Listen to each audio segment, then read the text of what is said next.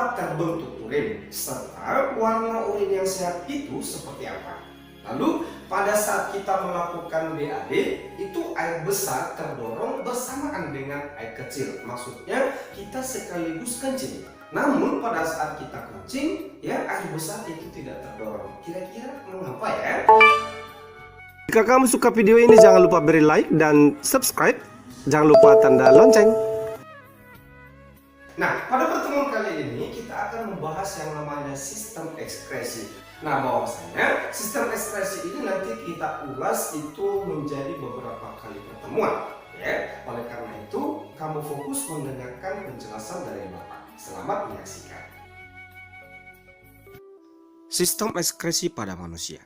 Di dalam tubuh manusia bagaikan mesin metabolisme. Bahwasanya tubuh manusia membutuhkan yang namanya zat makanan dan oksigen agar kegiatan metabolisme dapat berlangsung untuk menghasilkan energi yang dibutuhkan tubuh. Akan tetapi, sama halnya kerja mesin, dari hasil metabolisme, manusia juga menghasilkan yang namanya zat sisa yang menjadi racun ataupun toksin yang harus dikeluarkan dari tubuh. Di mana proses pengeluaran sisa metabolisme ada 3 bagian, yaitu yang pertama ada namanya ekskresi, yaitu proses pengeluaran zat sisa dari kegiatan metabolisme yang tidak lagi dibutuhkan oleh tubuh, misalnya keringat dan urin. Kedua, sekresi, yaitu proses pengeluaran zat sisa yang masih dapat digunakan lagi oleh tubuh seperti hormon dan enzim. Ketiga, defekasi, yaitu proses pengeluaran zat sisa hasil pencernaan melalui anus, misalnya kotoran. Baik, pokok bahasan kita adalah sistem ekskresi manusia. Sistem ekskresi merupakan proses pengeluaran zat sisa hasil kegiatan metabolisme yang tidak dibutuhkan lagi oleh tubuh. Nah, bahwasanya untuk alat organ ekskresi yaitu ada 4 macam, yaitu ada namanya ginjal, kulit, hati, dan paru-paru. Nah, bahwasanya ginjal akan menghasilkan zat sisa berupa urin, kulit akan menghasilkan zat sisa berupa keringat, paru-paru menghasilkan zat sisa pernapasan berupa karbon dioksida dan uap air, serta hati menghasilkan empedu berupa hasil perombakan sel darah merah. Nah, jadi alat ekskresi itu atau organ ekskresi itu ada 4 macam. Cara mengingatnya itu kamu ingat saja kupahat ginjal, ya, yaitu kulit, paru-paru, hati, dan ginjal. Tapi kamu harus ingat dengan hasil ekskresinya. Pada pertemuan pertama ini kita fokus itu adalah ginjal atau ren. Ginjal manusia itu terdapat 2 buah, yaitu yang terletak tepat pada pinggang, ya. Itu sering disebut juga dengan buah pinggang. Nah, bahwasanya ginjal ini berwarna merah tua keunguan dengan berat dan ukuran yang bervariasi tergantung dengan usia, umur maupun jenis kelamin. Di mana umumnya berat ginjal ini pada manusia, ya, pada pria itu sekitar 125 hingga 175 gram, sedangkan pada wanita itu sekitar 115 hingga 155 gram. Nah, untuk panjang ginjal itu sekitar 11,5 cm dengan lebar sekitar 6 cm dan ketebalan ataupun diameternya sekitar 2,5 hingga 3,5 cm. Fungsi ginjal. Yang pertama, dia berperan untuk mengatur keseimbangan air dalam tubuh, mengatur keseimbangan elektrolit, mengatur keseimbangan asam basa, turut mengatur tekanan darah dan sebagai erythropoietic system, serta mengatur pengeluaran zat sisa ataupun racun seperti obat-obatan, zat kimia, zat aditif makanan, dan polutan. Struktur ginjal.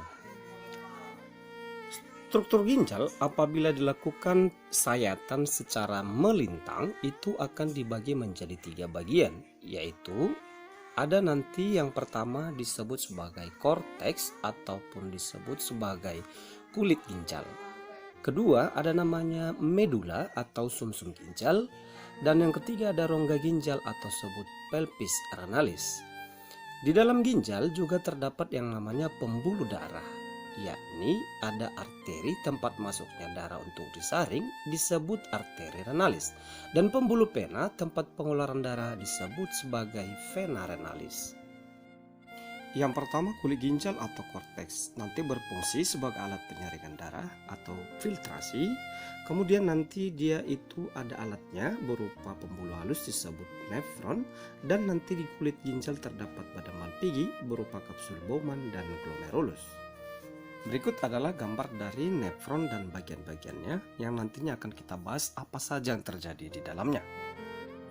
Kedua, sumsum ginjal atau medula yang berfungsi sebagai tempat reabsorpsi dan augmentasi, dan terdapat beberapa jenis tubulus ginjal berupa tubulus contortus proximal atau TKP, tubulus contortus distal atau TKD, dan tubulus contortus collectivus atau TKK, dan terdapat lengkung Henle atau LH.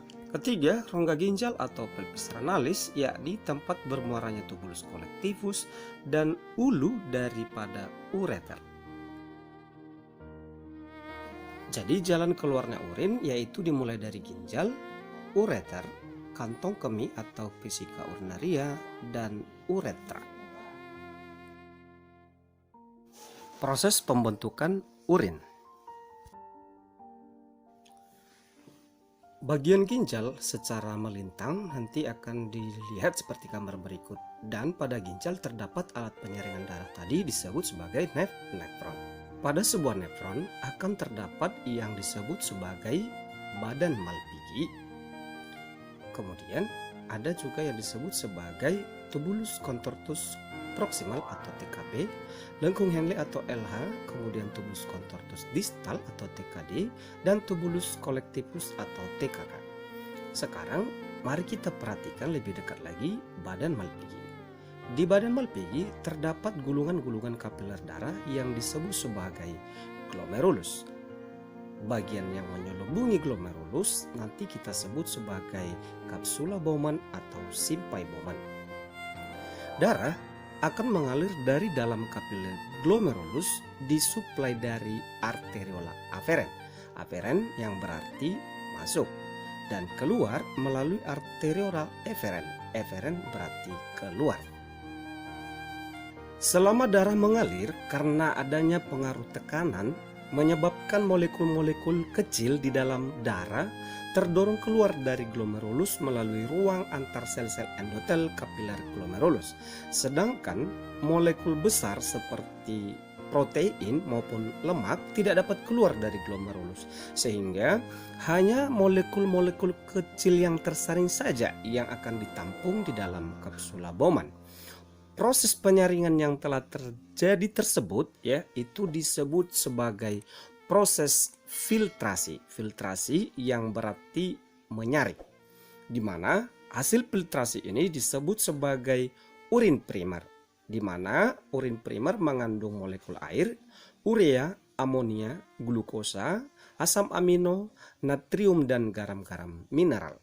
Kita simpulkan urutan aliran darah di sekitar glomerulus, yakni dimulai dari arteri renalis, kemudian menuju arteriola eferen, diteruskan ke glomerulus, lalu arteriola eferen, diteruskan ke kapiler peritubular, dan terakhir vena renalis. Proses selanjutnya yaitu untuk tahap kedua terjadi di dalam tubulus contortus proximal hingga lengkung Henle. Urin primer dari kapsula Bowman akan mengalir di sepanjang tubulus contortus proximal dan akan mengalami proses penyerapan kembali yang berguna bagi tubuh berupa air, glukosa, asam amino, dan garam-garam mineral menuju kapiler peritubulus, yaitu pembuluh kapiler darah yang mengelilingi tubulus nefron. Sebagian besar air akan diserap kembali ke dalam darah akibat pengaruh perbedaan tekanan osmotik antara urin primer dengan darah. Lalu glukosa dan asam amino akan diserap kembali melalui transport aktif. Ingat ya, transport aktif ya. Kemudian molekul-molekul yang tidak berguna seperti urea dan amonia itu akan tetap berada di dalam tubulus contortus proximal. Proses penyerapan kembali yang telah berlangsung nanti disebut sebagai reabsorpsi. Nah, hasil reabsorpsi disebut urin sekunder, yaitu Urin yang tidak mengandung zat-zat yang berguna lagi seperti glukosa dan asam amino, melainkan menyisakan zat sisa yang tidak berguna berupa air, urea, amonia, dan sebagian kecil garam-garam mineral. Selanjutnya, urin akan mengalir memasuki daerah tubulus yang melengkung dan menyempit, ya, disebut nanti sebagai lengkung Henle, sering disebut sebagai LH. Daerah lengkung Henle dapat dibagi menjadi dua daerah, yaitu daerah yang turun disebut sebagai descendens dan daerah naik disebut sebagai ascendens. Urin yang melewati daerah yang turun akan tetap mengalami proses reabsorpsi, sedangkan daerah yang naik akan mengalami augmentasi. Augmentasi ini ke tahap selanjutnya.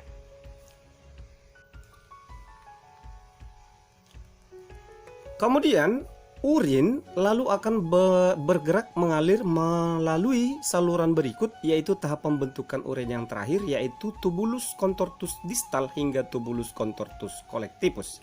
Di dalam tubulus contortus distal, urin sekunder itu akan mengalami proses augmentasi, yaitu proses penambahan zat sisa yang tidak diperlukan dari kapiler peritubulus ke tubulus. Zat sisa yang tidak lagi dibutuhkan oleh tubuh berupa hormon tertentu yang tidak dibutuhkan tubuh, sisa obat-obatan ya atau zat-zat kimia, antibiotik yang berlebihan ya atau yang tidak lagi dibutuhkan tubuh berupa amonium dan zat lainnya nanti akan dibuang. Dan hasil augmentasi berupa urin sebenarnya yang terdiri dari sebagian besar molekul air, urea, amonia, dan molekul tambahan yang tidak dibutuhkan lagi seperti hormon, sisa vitamin dan obat-obatan, garam mineral, dan zat kreatin. Selanjutnya, urin sebenarnya akan memasuki tubulus contortus collectivus atau tubulus penampung yang nantinya akan mengalir menuju rongga ginjal.